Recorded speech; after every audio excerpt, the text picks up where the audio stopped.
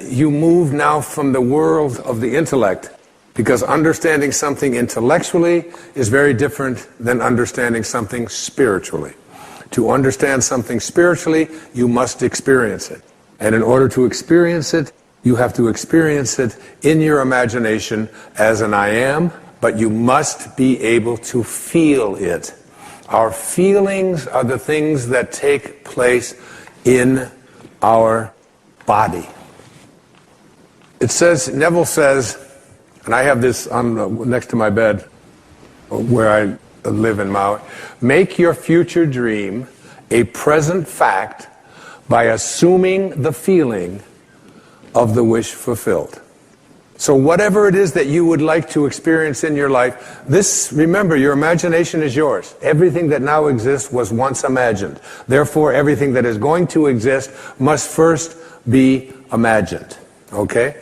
Henry David Thoreau had probably the greatest definition of success that I have ever heard. He said, if you advance confidently in the direction of your own dreams and endeavor to live the life which you have imagined, you will meet with a success unexpected in common hours. It will chase after you if you can place into your imagination what it is that you would like to attract and begin to feel it. Listen to Neville. This is one of my most favorite quotes from The Power of Awareness. That which you feel yourself to be, you are. And you are given that which you are. So assume the feeling that would be yours were you already in possession of your wish. And your wish must be realized. So live in the feeling of being the one you want to be, and that you shall be. Every feeling makes a subconscious impression. And unless it is counteracted by a more powerful feeling of an opposite nature, it must be expressed. Your feelings are different from your thoughts. Your feelings are what you experience in your body. The dominant of two feelings is the one expressed. I am healthy is a stronger feeling than I will be healthy. I am healthy says I feel healthy, and I feel healthy. I feel great. I don't determine if I am well on the basis of what it says on a piece of paper or on the basis of what somebody else out there tells me. I live my life feeling within my body that I am strong, I am capable, I am able. And that is not just something that I say. It's not just an affirmation. An affirmation is an intellectual exercise. This is a spiritual knowing within that I am well. I am content. I am prosperous. But the words that Neville used there are the subconscious. Every feeling that you have makes a subconscious impression upon your body and upon your awareness. Now, you need to understand the subconscious mind of yours. Your subconscious mind rules your life. 96 to 97% of everything that you do is done as a result of your subconscious mind. And when your subconscious mind gets programmed, it goes ahead and responds to whatever it is your conscious mind has placed into it.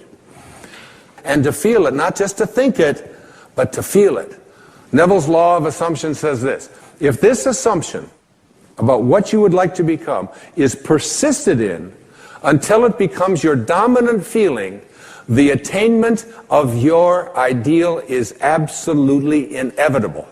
You must first assume the feeling of a wish fulfilled in all aspects of your life.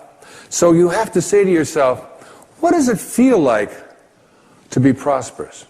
What does it feel like to be content? What does it feel like to be well? And I had to remind myself of that when I had this leukemia diagnosis. I had to remind myself, I was down about 30 minutes until I realized that virtually everything that shows up in my life has been a blessing. Virtually everything. All of the struggles, whether it's in, addictions, or whether it's in living in foster homes and being abandoned, whether it's my wife and I separating and the pain of that, whatever it might be. A dear friend of mine was Elizabeth Kubler-Ross. She passed away a few years back, and she was the one who wrote so much about death and dying. She had a wonderful and important message for us. She said, if you shield the mountain from the windstorms, you'll never see the beauty of the carvings. And the beauty of the carvings comes from being able to be in a state of gratitude for the storms that show up in our life just as much as the things that we would like to have show up in our life. You have to start retraining your subconscious mind. And your subconscious mind, it responds to what it is that you suggest to it. Now, the intriguing thing about your subconscious mind, your habitual mind, is that it can't make a distinction between what it is that you are feeling as a result of what you have placed into your imagination and assumed the feeling of it, and what you are experiencing every day in your life. If you go around feeling unhappy, depressed, miserable, sad, whatever, your subconscious mind says, oh, so this is what it is that you would like to attract into your life. And the universal subconscious mind, to which we are all connected, that we call the creative source of the universe, the divine mind, God, the Tao, whatever you might want it to be, it will begin to offer you experiences that match up to what it is that you are feeling, so your body responds to what it is you place into your subconscious mind. You have to retrain it.